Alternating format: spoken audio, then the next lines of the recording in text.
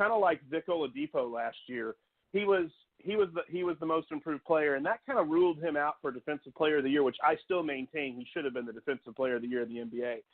Andrew Luck should not only be the Comeback Player of the Year, he should probably be second or third in MVP voting. He won't be. He'll be fourth or fifth.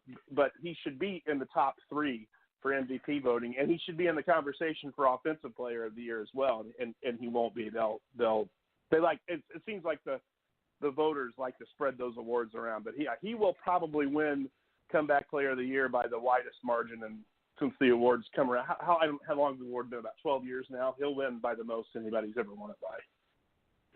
Well, we certainly hope so. So let's look a little bit back at 2018. Obviously, I know you're an Indianapolis homer here, but feel free to talk with us a little bit about some of your best stories that were covered in 2018. Obviously, we look back at the Indianapolis 500, probably one of the most historic as far as goes in 2018 anyway, because we had a true bump day, and we had a really, really good driver, a fan favorite, get bumped from the Indianapolis 500. So talk with us a little bit about 2018 in sports in your mind, sir. Well, it's funny you say that because that's actually the first place I went. The biggest story of the 500 may have been that James Hinchcliffe gets bumped out of the race, and maybe even a bigger story than Will Power winning it. So that's kind of an interesting thing. But what I think one of the overarching, just sticking to racing for a minute, one of the overarching stories of 2018, not just locally but nationally, is the decline of NASCAR. I mean, it is now I don't know, if you tier the sports where you put it, but it's definitely not on the top tier as it was for a short while. And they have a major challenge in front of them to make that sport continue to be not only economically viable, but also interesting enough for fans to watch. And that's really the issue they're having. And in particular, having fans watch live in person and buy a ticket for the race. That's the most noticeable situation that I think NASCAR is going through. But I think, as you talk kind of from a local Indianapolis, what's kind of been lost too in 2018 is kind of the resurgence of the Indiana Pacers. This is a team now that has the third best record in the NBA. They would be the number one seed in the West if you looked at it that way. They are a game and a half out of first place in the East. National people picked them to slide back a little bit, and I don't think that's, everybody wants to say that's unfair. I don't know that that's unfair. They made a lot of changes. They were when you look at the team on paper, you see, wow, they're going to have to rely on Vic Oladipo a lot, but they spread it around so incredibly well. And I said this last year, and I say it again this year, this team reminds you in a lot of ways the Detroit Pistons team that went on the 2 or 3 year run and actually won a title. They are very selfless, and they don't care who does it on an individual night. They play great defense. I think they lead the league in defense right now. So that's an interesting kind of amazing thing that the Pacers have kind of once again rebuilt on the run.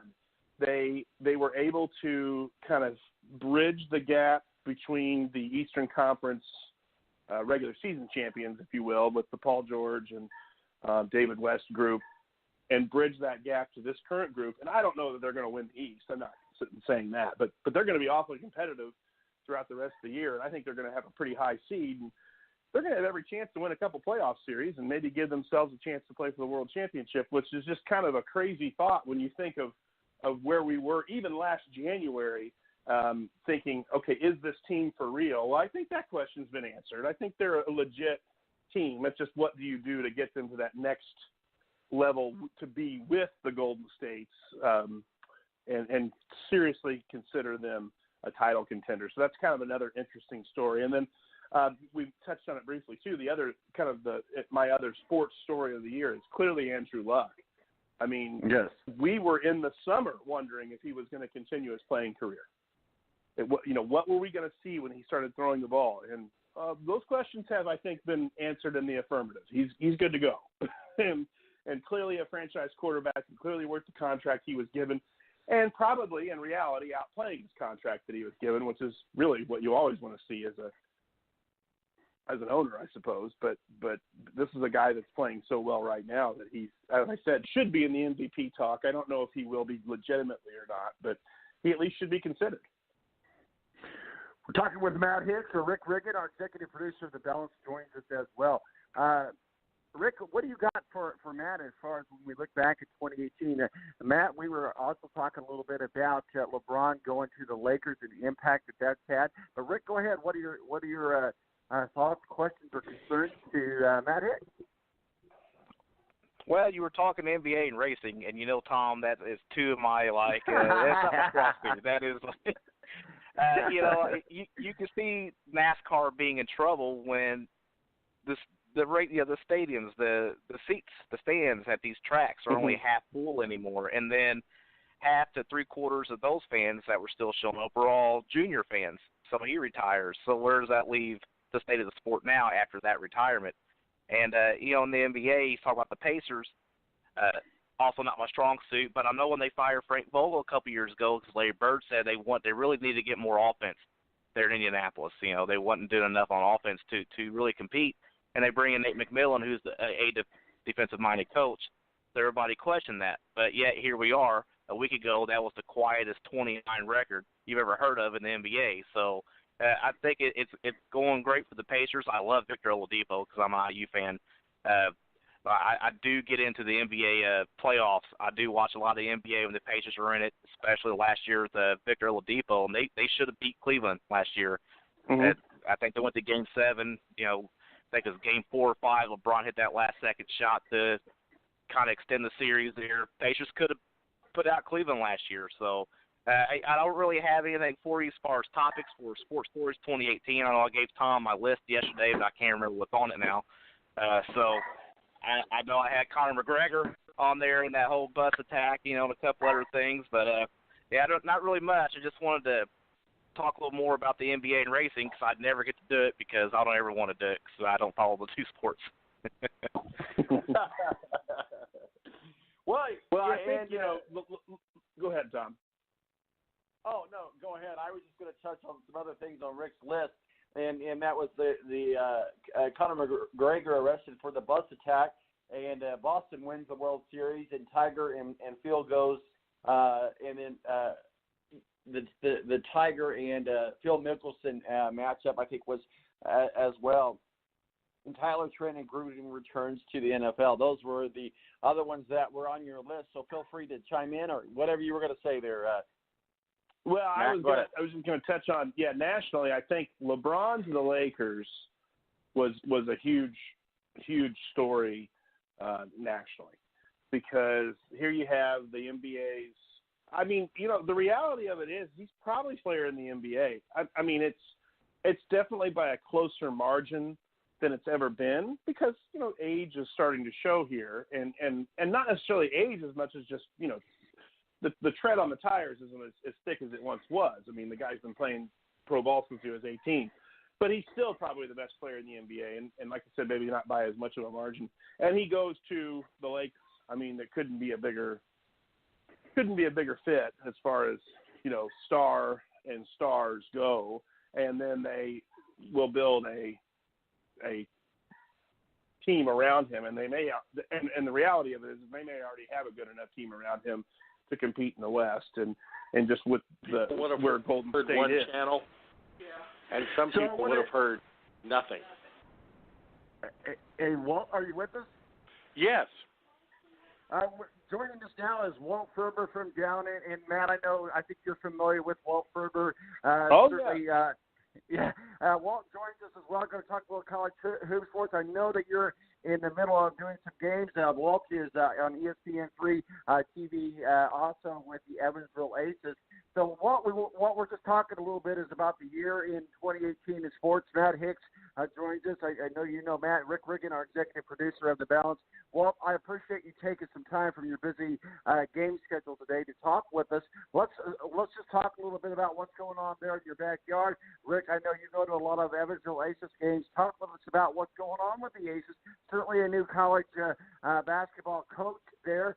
A lot of things they want to get done. Maybe you're seeing some hints of what can happen in the future. Right now, not really where they want to be at, but talk with us a little bit about the Evansville Aces, and we'll get into some other stuff. Obviously, some high school basketball and stuff that you're familiar with as well. And I'm sorry for cutting you off there, Matt, but I know that we've only got Walt for a limited amount of time. He's a man of high demand. Go ahead, Walt.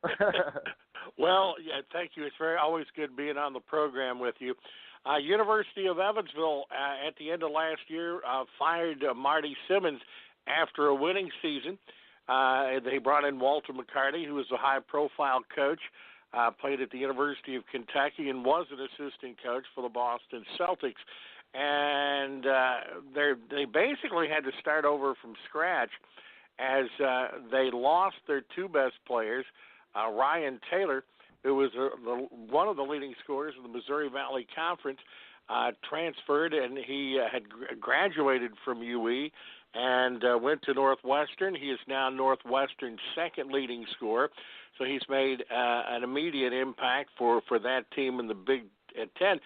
But what may have been the biggest loss is sophomore guard Drew Smith. They were really building the program around for the next several years. He transferred to the University of Missouri in the Southeastern Conference. He is having a redshirt year this year. He petitioned to play right away.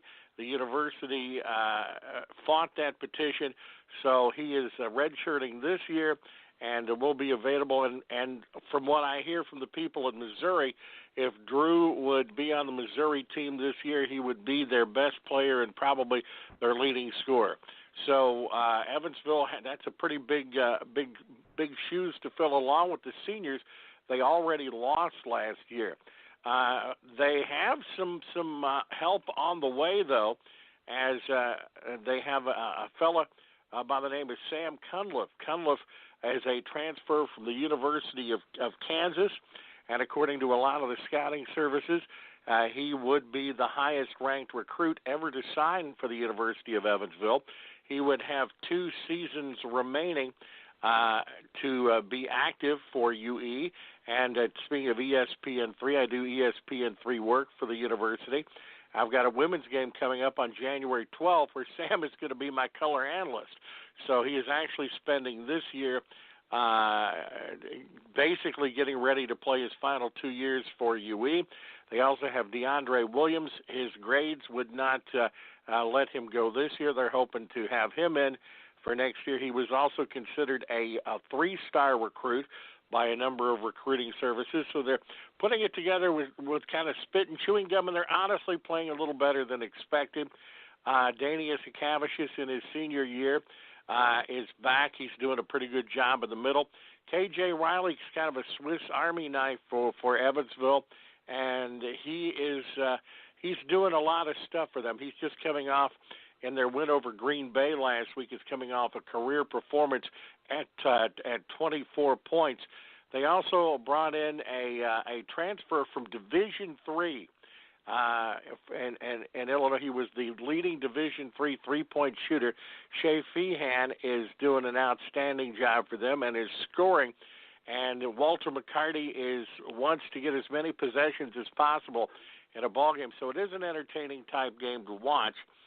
You're going to have a lot of points scored, but they have had defensive lapses at times. But to be at 500 right now with the players they've lost and the players they have coming in is really not too bad.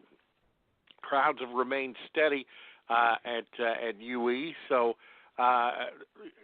it's kind of, in a lot of ways, everybody is a winner in that situation.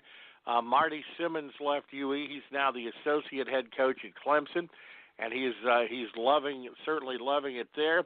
And literally everyone in the coaching staff the old coaching staff has ended up in new places, and a new coaching staff is at UE. So it's kind of the nature of the game. Change does happen, and UE. We'll see how they are when they get in Missouri Valley Conference play, and that starts coming up January 2nd when they play Drake. Rick Riggin, I know you live down there in Evansville. You go to a lot of the Evansville games. What thoughts do you have for Walt Ferber regarding the University of Evansville, or anything for that matter? Go ahead, Rick. Hey, good morning, Walt. Good morning. Hey, my question is to you. I don't know if you could speak on it or not. Is the Drew Smith situation? Because I got mixed up in some of this, the back and forth between the two schools, and it actually got me blocked on Twitter by UE's athletic director. But, I was wanting to know